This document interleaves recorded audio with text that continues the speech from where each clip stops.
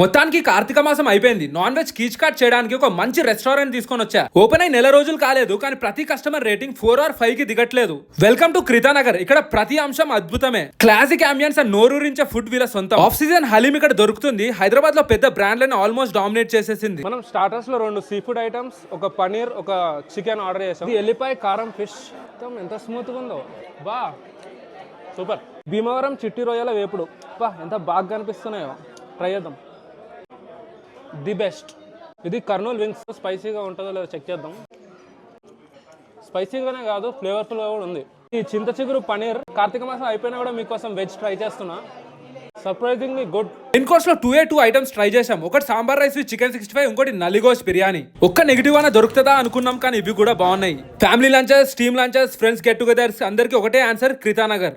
వీడియోని save and share చేసుకోండి. And ఇలాంటి మోర్ కాంటెంట్ కోసం ముస్తావా తిందాం అనే పేజ్ ని ఫాలో చేయండి.